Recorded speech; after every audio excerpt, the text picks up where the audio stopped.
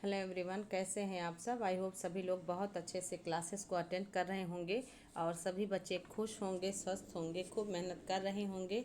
बच्चों, इसी उम्मीद के साथ हम लोग इंग्लिश ग्रामर की क्लास नंबर 26 आज अटेंड करेंगे और आपके लिए 20 मोस्ट इम्पॉर्टेंट क्वेश्चंस बनाए गए हैं। तो बच्चों, वीडियो को शेयर कर दीजिएगा और पूरे मन के साथ आप क्वेश्चन को अटेम्प्ट करने का प्रयास करेंगे। और जिस भी क्वेश्चन में आपको प्रॉब्लम होती है तो बच्चों उसको ध्यान से देखिएगा और आपको यही सारे क्वेश्चंस एग्ज़ाम में बहुत हेल्पफुल साबित होने वाले हैं। तो चलेंगे, क्लास स्टार्ट करेंगे। अपने पहले प्रश्न की तरफ चलते हैं जो कि आपको मिल रहा है फिल इन द ब्लैंक का। तो आप देख पा रहे हैं fill in the blank with the correct option. We, फिर एक ब्लैंक स्पेस है।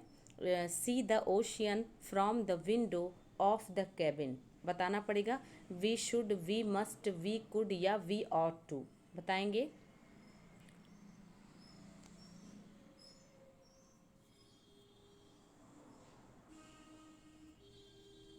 कौन सा ऑप्शन आप करेक्ट कर रहे हैं? C option. बहुत अच्छे, बेहतरीन। सी ऑप्शन क्यों करेक्ट होगा? तो देखिए, यहाँ पर वी शुड अगर आप करते हैं तो कह रहा है we should see the ocean from the window of the cabin. तो यहाँ पर देख लीजिए, अगर आप किसी सामान्य प्रक्रिया की बात करते हैं तब आप शुड का प्रयोग करते हैं कि जैसे हमें जो है मेहनत से पढ़ना चाहिए, है ना। इस तरीके से सलाह के सेंस में जब शुड का प्रयोग करते हैं। मस्ट का प्रयोग जरूर चाहिए के सेंस में होता है। ऑट टू का प्रयोग आप जब कर्तव्य बोध करते हैं, ड्यूटी रिस्पॉन्सिबिलिटी को रियलाइज़ करवाते हैं, तब ऑट टू का प्रयोग करते हैं, ठीक है। बट यहाँ पर कुड का अगर आप प्रयोग करते हैं तो यहाँ कोई सामान्य बात नहीं कही गई है। यहाँ पर हो रहा है कि हमने केबिन के खिड़की से जो है समुद्र को देखा या हम देख पाए, देख सके। तो यहाँ पर ऐसे सेंस में कोई पास्ट इंसिडेंस है, ओके, और इसी को आपको व्यक्त किया जा रहा है। समझ पा रहे हैं ना। मॉडल एक्सिलरी वर्ब्स वाले क्वेश्चंस बहुत इंपॉर्टेंट हो जाते हैं बच्चों।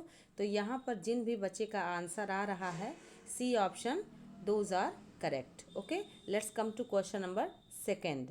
क्वेश्चन नंबर सेकेंड भी है, आप देखिएगा, एक्सिलरी वर्ब से रिलेटेड है क्योंकि ये भी पॉइंट बहुत इंपॉर्टेंट हो जाते हैं।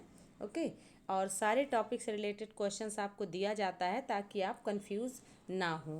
क्वेश्चन नंबर सेकेंड है fill in the blank with the correct option. Every car, फिर आपको मिल रहा है सीट बेल्ट्स। बताइएगा, एवरी कार सीट बेल्ट्स। तो can have, must have, could have या मस्ट नॉट हैव, यहाँ पर क्या होगा बताइएगा।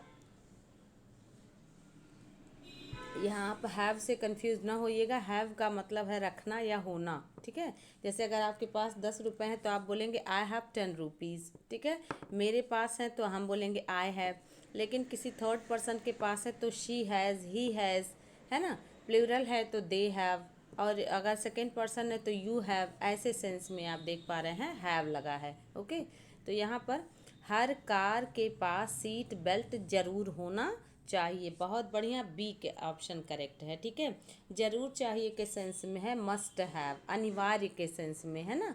कंपलसरी है कि सीट बेल्ट नहीं होगा तो जो है एक्सीडेंट होने के चांसेस हो जाते हैं। तो every car must have seat belts. Understood, बहुत अच्छे।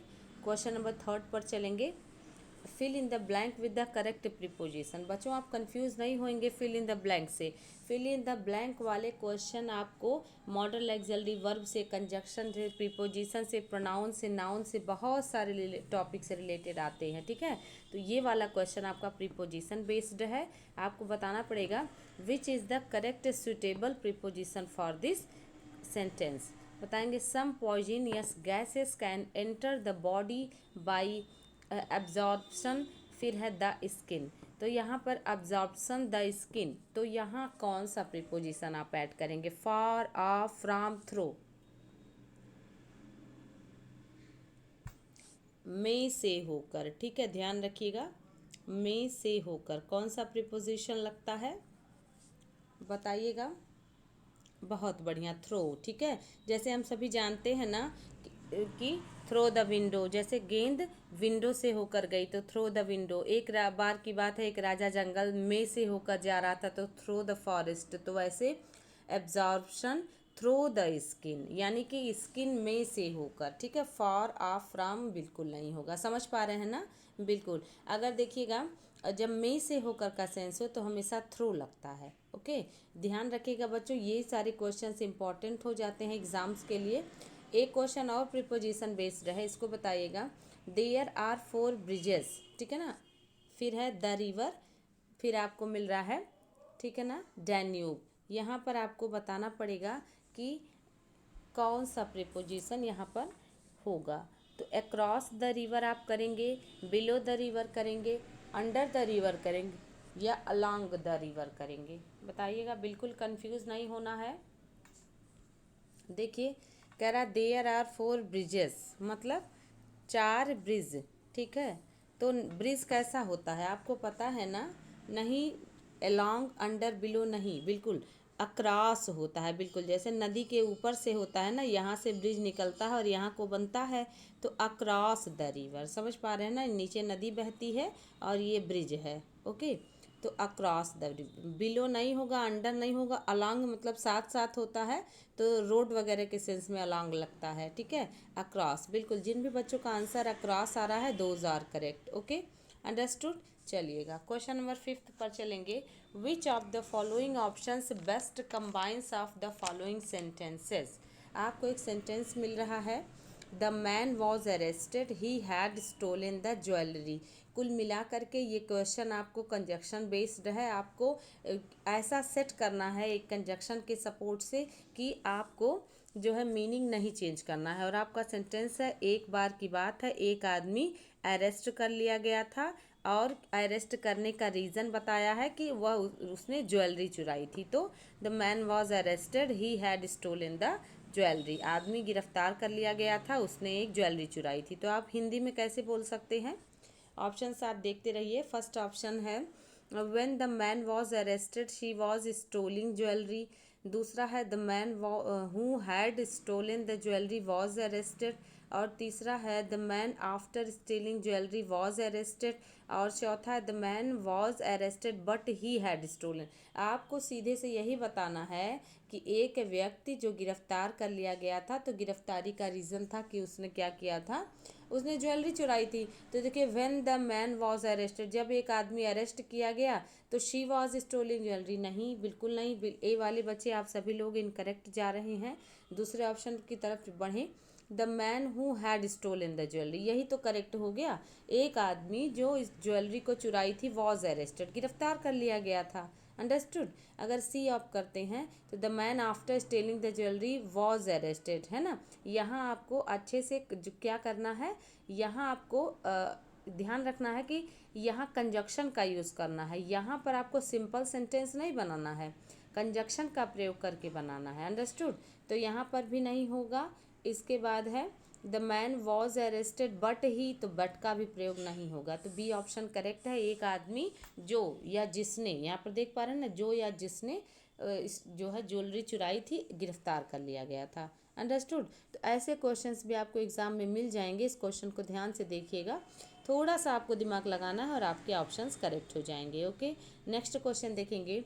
Read the sentence carefully and choose the option that has an error in it. आपको बताना है देयर आर 4 ऑप्शंस, यहाँ पर किस ऑप्शन में एरर है। एरर वाले क्वेश्चंस बनाने के बहुत सारे तरीके हैं, ठीक है ना। ए पार्ट बी पार्ट भी आ जाता है और ऑप्शन भी दे देते हैं अलग अलग करके, समझ पा रहे हैं ना। तो you have to practice a lot, okay. He found an interesting lithograph as the one he had seen on his trip to Spain.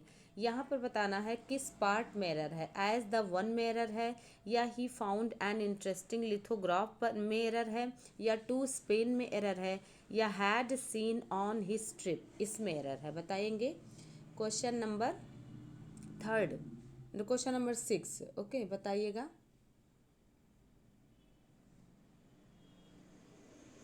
कौन सा पार्ट, ये थोड़ा सा आपको टफ लग रहा होगा, but you have to practice, okay. After practicing many time you will able to do this questions, okay. बताएंगे। Read the sentence carefully. He found an interesting lithograph as, बिल्कुल सही, ए पार्ट में ही रह रहा बच्चों, ध्यान से करिए। एज द वन नहीं, एज अ वन, ठीक है ना। कह रहा ही found an interesting lithograph, lithograph जो है एक इंटरेस्टिंग लिथोग्राफ उसने पाया, एज अ वन, एक ऐसा जो के रूप में, he had seen on his trip to Spain, एक पाया, ठीक है, एक जो है अकेला जो उसने कहाँ पर देखा था, स्पेन के ट्रिप पर देखा था। तो एज द वन नहीं, एज अ वन, अंडरस्टूड। यहाँ पर देखिए जब आप वन लिख रहे हैं तो आपको पता है आपका उच्चारण हो रहा है व, और व एक कॉन्सोनेंट साउंड है, that's why we will use a article, understood. आगे बढ़ जाए, बिल्कुल सही। तो जिन भी फ्रेंड्स का आंसर आ रहा है A option, those are correct, understood. Okay, let's come to question number 7। Choose the right tag, question tag आपको पढ़ाया गया है ना, बताएंगे। He is coming here today, यहाँ पर आपको कंप्लीट करना है। क्वेश्चन टैग से रिलेटेड क्वेश्चंस लगातार आपको दिए जा रहे हैं, इसका मतलब आप समझ लें कि ये टॉपिक बहुत ही इम्पॉर्टेंट है। Okay, he is coming here today, आप बताएं हैज़ ही होगा या इजंट ही होगा या इज ही होगा या डजंट ही होगा, बताएंगे।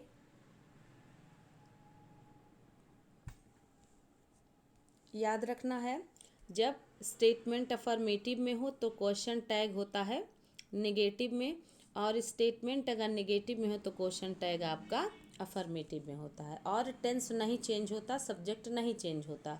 अब आप देख पा रहे हैं यहाँ पर ही इज़ कमिंग है, तो वह आज आ रहा है ना, है ना, तो यहाँ पर बी ऑप्शन करेक्ट है, इजंट ही, क्योंकि जो स्टेटमेंट है वो देखिए अफर्मेटिव में है, अंडरस्टूड।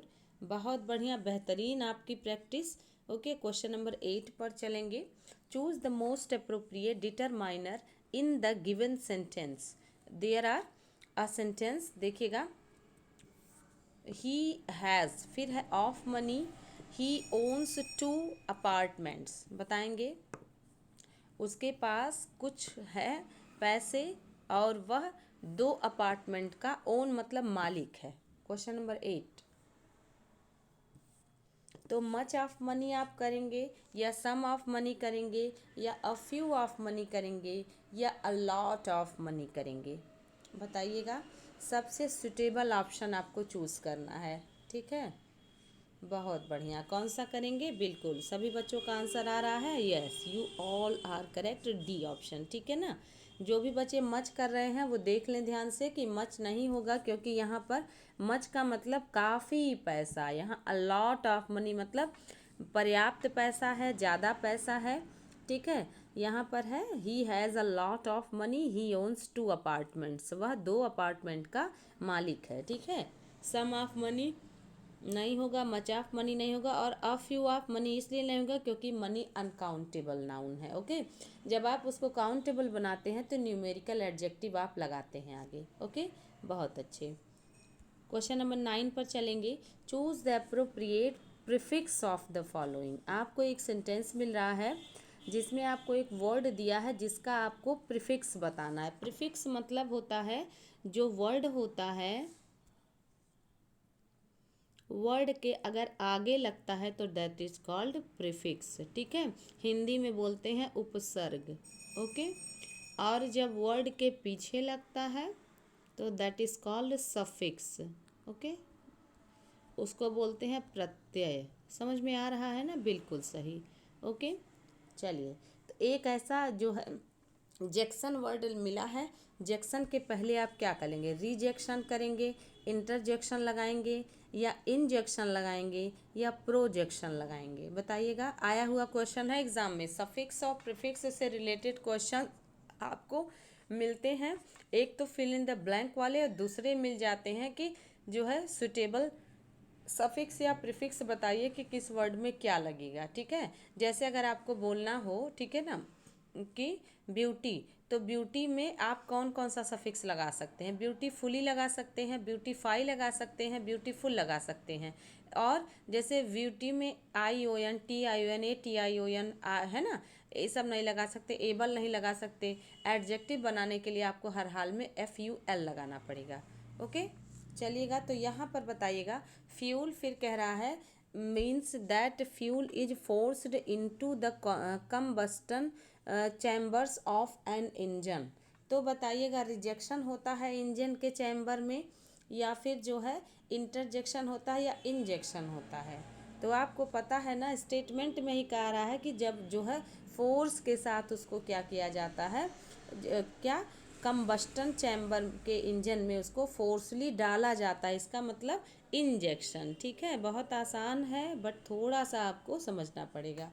क्वेश्चन नंबर 9, ठीक है। रिजेक्शन नहीं होता। रिजेक्शन मतलब क्या, किसी चीज़ को बाहर कर देना, हटा देना, तो रिजेक्शन होता है। तो यहाँ पर अंदर जाने का सेंस हो रहा है, और इंटरजेक्शन का कोई सेंस ही नहीं है। ठीक है, इंजेक्शन यानी कि किसी चीज़ को आप, है ना, इंजेक्शन हम लोगों को लगता है तो क्या हमारी बॉडी के अंदर डाला जाता है। ओके, और जो है तो वैसे फ्यूल को फोर्सली भरा जाता है, ठीक है, इंजन के चैम्बर में। ओके, और प्रोजेक्शन तो होगा ही नहीं। समझ पा रहे हैं ना, तो ऐसे क्वेश्चंस भी एग्जाम्स में आते हैं। अंडरस्टूड। क्वेश्चन नंबर 10 पर चलेंगे। Choose read the sentence carefully and choose the option that has an error in it. बताइएगा, आपको एक सेंटेंस मिल रहा है, एरर बताना है। It can not be forecasting how society will emerge a generation hence. बताइएगा, हाउ सोसाइटी विल इमर्ज में एरर है, या अ जनरेशन हेंस में एरर है, या it can not be forecasting में एरर है, या नो एरर। बताइएगा। और बहुत ही आसान है, मुझे लगता है बहुत ही आसान क्वेश्चन है, बस थोड़ा सा आपको समझना पड़ेगा। आपको पता है ना बच्चों कि जब टेंस में हम बी का प्रयोग करते हैं तो बी के साथ आईएनजी लगता है। ठीक है, और ये बी का तब मतलब होता है इज, एम, आर, वॉज, वर। लेकिन यही जब बी पैसिव वॉइस की तरह यूज़ किया जाता है तब हम सभी को बी के बाद थर्ड फॉर्म यूज़ करना है। जैसे अगर कह दिया जाए आपकी गलती बर्दाश्त नहीं की जाएगी, तो your all mistakes can not be tolerated. तो बर्दाश्त नहीं किया जा सकता, तो tolerated, can not B plus verb का थर्ड फॉर्म। समझ पा रहे हैं ना। तो यहाँ पर जो है ईडी लगेगा। ठीक है, तो यहाँ पर आप फोरकास्टिंग में आईएनजी नहीं लगाएंगे, कैन नॉट बी। तो देखिए फोरकास्ट, ओके, मतलब होता है भविष्यवाणी करना या भविष्य के बारे में बताना, पूर्वानुमान करना। फोरकास्ट को यहाँ पर फोरकास्टेड भी आप लिख सकते थे, लेकिन आप एक बात ध्यान रखिए, वर्तमान समय में यहाँ पर फोरकास्ट को ही थर्ड फॉर्म माना जा रहा है, फोरकास्टेड अब हटा दिया गया है। जैसे गेट आप यूज़ करते हैं, गेट का थर्ड फॉर्म गॉट होता है, पहले गॉटन यूज़ होता था, आपने पढ़ा होगा, आपने बुक्स में भी देखा होगा। बट अभी जो है गॉटन हटा के गॉट को ही थर्ड फॉर्म मान लिया गया है, तो फोरकास्ट ही वर्ब का थर्ड फॉर्म है। अब नहीं भूलेंगे ना, बहुत अच्छा। क्वेश्चन नंबर 11 पर चलेंगे। Choose the miss spelt word. Miss spelt word को चूज़ करना है, कैंडिड, इंटरव्यू, रिक्रूटमेंट या ग्रामर। यानी कि बाकी तीन ऑप्शन आपके करेक्ट हैं। कैंडिडेट की स्पेलिंग क्या होती है, CANDIDAT, ये तो करेक्ट है कैंडिडेट। इंटरव्यू INTERVIEW, ये भी करेक्ट है। रिक्रूटमेंट के देखें, RECRUIT होता है, ठीक है, MENT रिक्रूटमेंट। और ग्रामर की स्पेलिंग क्या होती है, GRAMMAR, ध्यान रखिएगा, ER मत ध्यान रखिएगा, ठीक है, भूलिएगा मत। तो RECRUIT होता है, याद रखेंगे। रिक्रूटमेंट कहते नहीं है, विज्ञप्ति आई हुई है, तो CRUIT होता है। ओके, ऐसे क्वेश्चंस भी एग्जाम्स में आते हैं, और ये सारे वर्ड आपके आस पास के वर्ड्स हैं। ओके, चलिए क्वेश्चन नंबर 12 पर चलेंगे। मैंने स्पेलिंग के 3 क्वेश्चन आपको दिए हैं और आप बताइएगा। पहला क्वेश्चन था आपका क्वेश्चन नंबर 11, सेकेंड क्वेश्चन है आपका question number 12, find the correct spelling. एक स्पेलिंग है जिसको 4 तरीके से गलत करके लिखा जाता है, जिसमें से कोई एक आपका करेक्ट होगा। तो आइडियलिज्म की करेक्ट स्पेलिंग क्या होती है, बताइएगा। IDEALISM, ठीक है, समझ पा रहे हैं ना। आइडियलिज्म की करेक्ट स्पेलिंग होती है, ठीक है, IDEALISM। किस ऑप्शन में है, बी ऑप्शन में। बहुत अच्छे, बी वाले बच्चे आप सभी लोग करेक्ट हैं, है ना।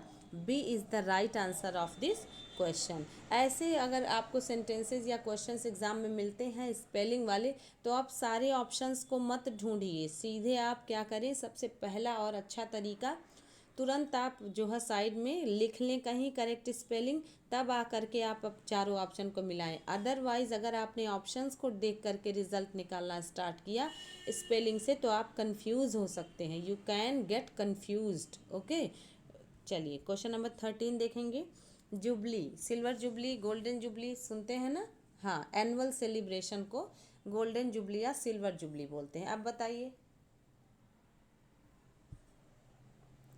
क्या बोलेंगे आप, जुबली की करेक्ट स्पेलिंग क्या होती है, कौन सा करेक्ट किया जाए। ए ऑप्शन नहीं, बी ऑप्शन नहीं, कौन सा करेक्ट ऑप्शन है, सी ऑप्शन। बहुत अच्छे। जुबली की करेक्ट स्पेलिंग होती है JUBIL।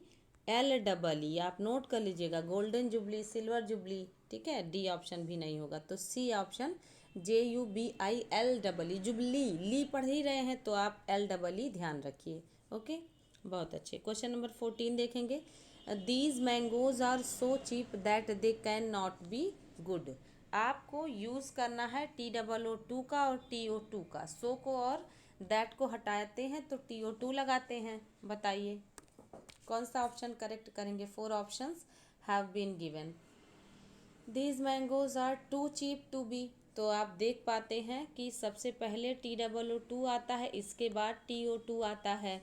और अगर वर्ब का फर्स्ट फॉर्म रहे तो आप वर्ब का फर्स्ट फॉर्म लगा देंगे, वर्ब का फर्स्ट फॉर्म ना रहे तो बी के बाद आप एडजेक्टिव का यूज़ करते हैं, बी प्लस एडजेक्टिव। याद है ना, बिल्कुल सही। तो किस ऑप्शन में आपको मिल रहा है, option number these mangoes are too cheap to be good. तो देखिए TOO पहले आता है, बाद में नहीं आता, ठीक है।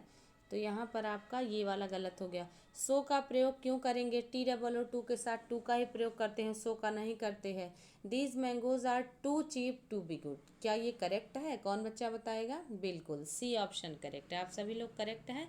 डी देखिएगा, कह रहा these mangoes are too good to cheap, नहीं, सस्ते हैं और अच्छे हैं, ठीक है। तो इसलिए यहाँ पर टू चीप टू गुड, ठीक ना, इस तरीके से। क्वेश्चन नंबर, हाँ option number C, question number 14 का ऑप्शन नंबर सी, बिल्कुल सभी लोग करेक्ट जा रहे हैं। क्वेश्चन नंबर 15 देखेंगे। Which part of speech is the word ingenious. Ingenious कौन सा वर्ड है पार्ट ऑफ स्पीच में, आपको बता दिया गया है कि अगर आपको शिप मिले, डम मिले, नेस मिले, ITY मिले, ठीक है ना, हुड मिले, ATION, TION, TTION, ऐसा कुछ मिले तो ये सब क्या होते हैं, ये सब नाउन होते हैं। तो यहाँ पर तो नाउन नहीं है, तो अब चलते हैं एडजेक्टिव वाले सफिक्स की तरफ। OUS, ABLE, EBLE, full, OUS, ठीक है ना। और आप क्या क्या हो सकता है, लेस,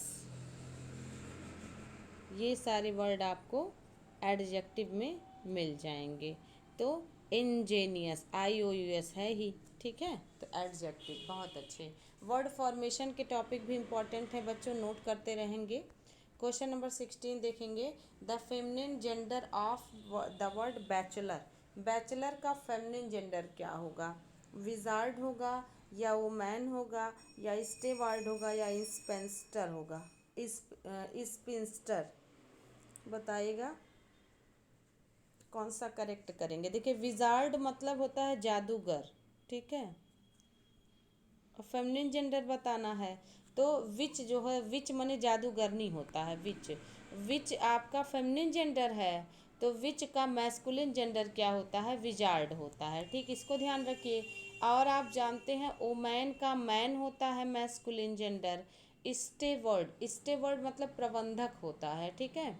तो यहाँ पे प्रबंधक भी अपना नहीं है क्योंकि अपने को क्या, ये तो मैस्कुलिन जेंडर निकला, स्पिंस्टर, बिल्कुल। बैचलर मतलब कुंवारा लड़का, तो स्पिंस्टर मतलब कुंवारी लड़की।